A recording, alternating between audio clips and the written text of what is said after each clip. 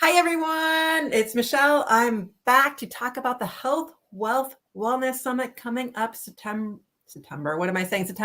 April 12th, next Wednesday. And some of you might be asking, what is a summit? Because Terry and I were just talking right before we got on. And like, someone's maybe wondering, what is a summit? Well, it is a wealth of information. And you know what? It might be a little bit of an information overload because for the entire day from 8 a.m. to 6 p.m. There'll be 5 different tracks. Meaning, like, say, for instance, the 9 o'clock hour, you could pick from 5 different talks to go see what kind of information as a parent do I want to learn. And since Terry and I were just talking about how overwhelming it can be, we wanted to offer you guys all something. Okay. So if you register and you put your little registration, like a little like screenshot of you showing your registration, we're going to put you in a drawing for your own free VIP pass. Now, what is a VIP pass? That means you will get all the recordings for the entire day, plus all these extra gifts and courses that speakers are giving away, and you can win it all for free as well. All you got to do is register in the show that you registered. The link will be in the comments, and then put your screenshot showing your registration. And on Tuesday of next week, I'll be going live for sure, Brenda, one of our other speakers, and we will do a little wheel and we will auction off one of those VIP packages. And if you just want to match that, I'm going to match that too. Yes. So let's do 2 of them. Let's do 2. So we're going to give away 2 VIP packages. We'll get everyone on a wheel and we'll do it 2 times. That's so exciting. Let's get some free VIP packages out there. Basically, Terry and I know we're in it because we just want to serve parents. You guys, we have the toughest jobs, but let's go in with this together. Let's figure out what this is all about. How can we help each other? How can we lift each other up? How can we support each other? That's what this day is all for. Now, our specific track, we as women have really geared towards the moms, but there is a wealth on the other tracks for everyone dealing with how do we raise kids. Terry right here, I'm so excited to have on here. She's one of the ones I requested because I need help with finances. And so I did this a little bit because I needed it. And so I can't wait to hear what Terry can tell us a little bit about finances and how we can get that going. Yeah, absolutely. I am super excited about the talk. I'm going to be talking about 3 keys to creating your clear financial roadmap.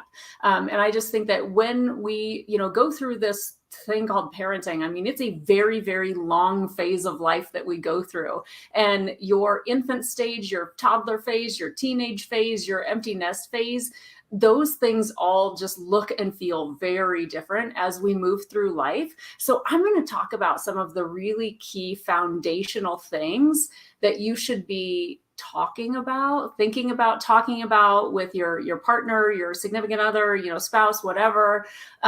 Because I think that having ongoing, continuous conversation as our children move through these phases is just really, really a good idea to make sure that you are being intentional and not reactive with your finances. Because I know a lot of times it comes down to, you've bought this great house and then you realize like, oh, I don't know if I want our kids to go to the school down the street. What if we instead have them go somewhere else? And then you start making all these decisions that impact your time, your energy, your money. And, if you really have some of these like in-depth conversations before that moment, it can really help to set you up for making sure that like your financial strategy as you move through this thing called parenting, it's not that it stays the same, but at least you have the framework already in place. So you know how to like revisit those conversations as things come up, because all kinds of stuff comes up.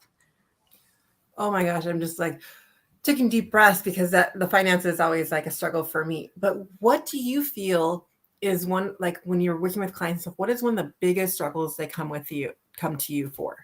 Oh, well, honestly, it's oftentimes hindsight. It's that we've already made these decisions. We're already kind of like stuck in it, right?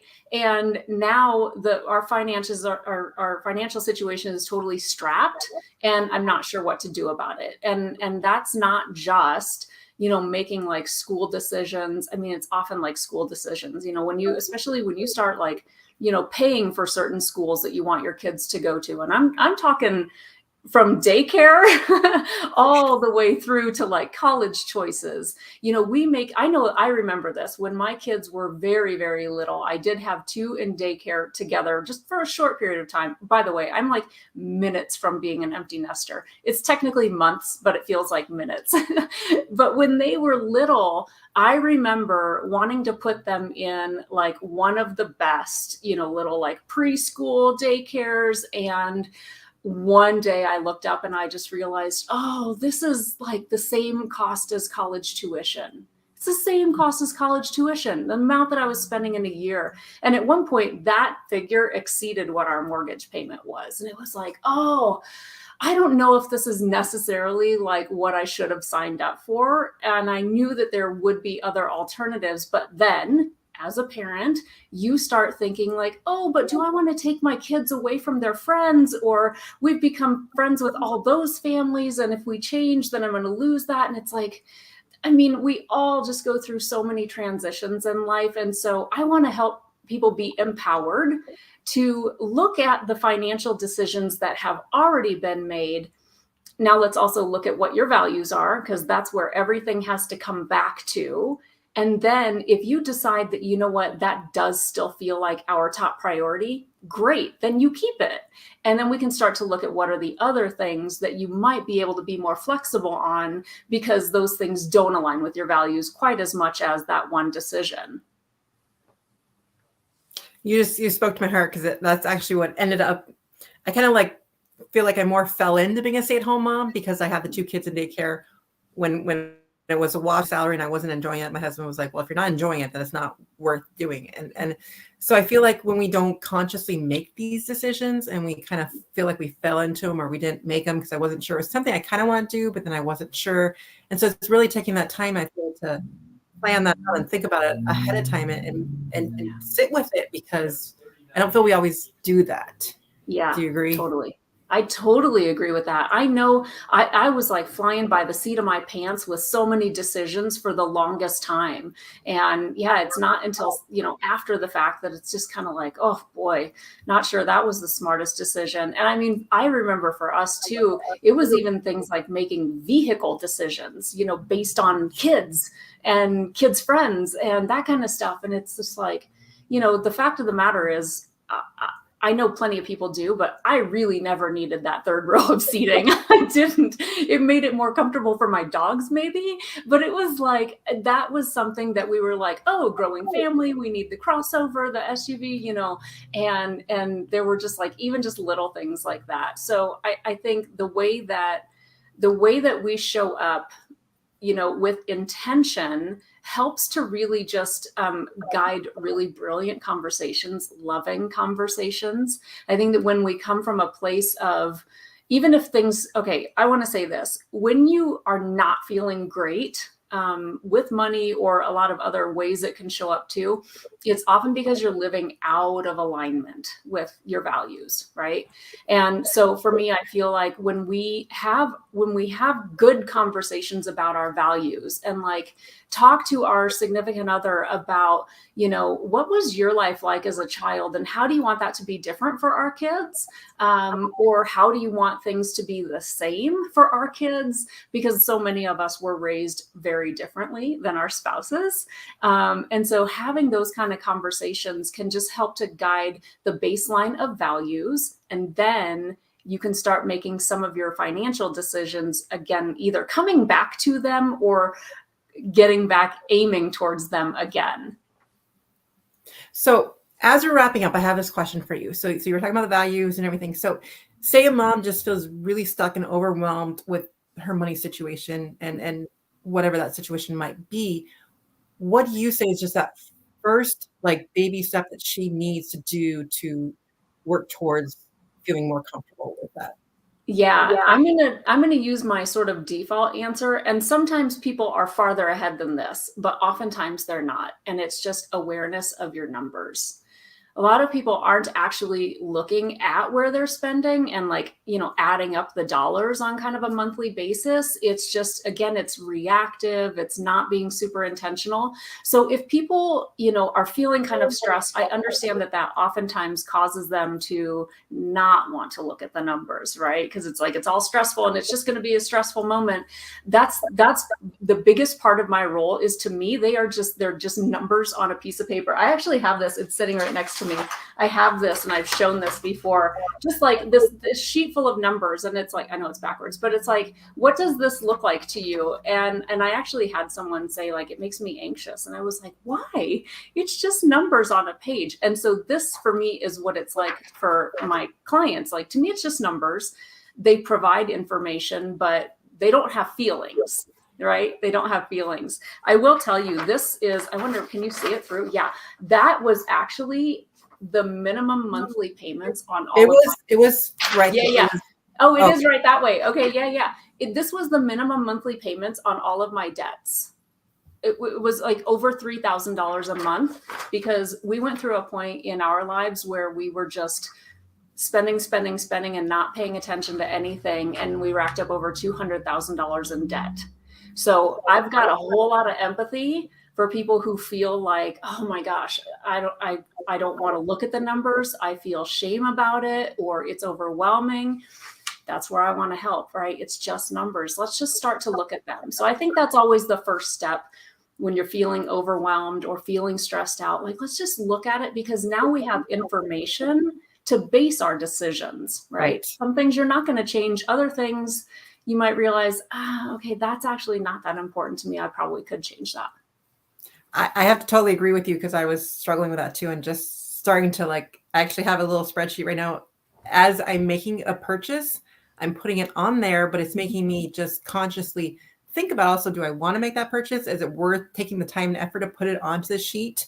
And then adding it up, and I'm like, oh, well, the numbers weren't as bad as I was making myself feel, because I just, nothing there. It was all in my head. Like, I didn't even have anything to look on paper to mark it against. And so I agree that has to be the first step, because I just started doing that this week. Yay! I'm so proud of you. That is fantastic. We were driving up to Michigan, and I was like, we were out of gum, right? And like at the gas stop, I'm like, I saw everything else. I'm like, I really do want the gum. It is worth me writing it on the spreadsheet. So I did. I bought the 2 things of gum, and I put it on the spreadsheet, just like that, making that conscious decision. Like, now I can look at it later, but it's there.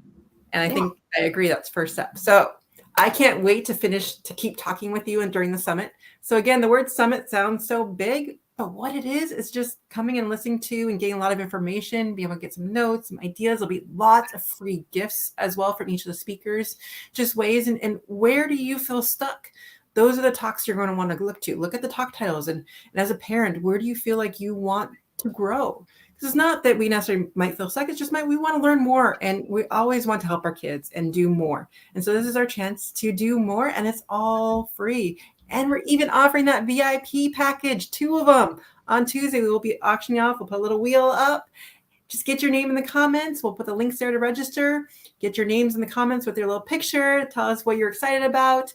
And we cannot wait to be there with you. I'm so excited. I can't wait to interview Terry Moore. And come join us April 12th, Wednesday, all day long. You can come and choose as you need. You don't need to stay the whole day. Come and even see one talk. That's it. Yeah. See what you need. Look at the list and say, my gut says this. Go to that talk. Absolutely. Yeah. And so, Michelle, did you want to also tell us really quickly what your talk is going to be about? Oh, I do keep forgetting that part. Yes, I will be interviewing all day long, but I will also be doing my talk at 4:30. And it will be the 3 ways to help moms figure out who feel a little bit stuck and how to make that genuine connection. Because sometimes it feels like we're always just like with other moms, we're like talking about the weather or our kids. And for me, I want to pull my hair out because I'm tired of those conversations. But how do we get to the point where we feel like we're actually getting to know people and getting a little bit on how do we do that? Because it's not that easy just to say, oh, I'm going to be vulnerable with someone, like, and they're going to be vulnerable back with me and it's done. Like, it is a little dance right there. So let's talk about that a little bit more. And I can't wait I'll be doing that. Actually, my interviewer will be the person who's in charge of this whole thing, Dr. L. So we'll be having that on, and we will all be on track 1. So we can't wait to see you there. And we hope you have a wonderful day, everyone. And we'll see you on Wednesday. Get your things in the comments so your name will be on that wheel on Tuesday. Happy Easter, everyone. Bye.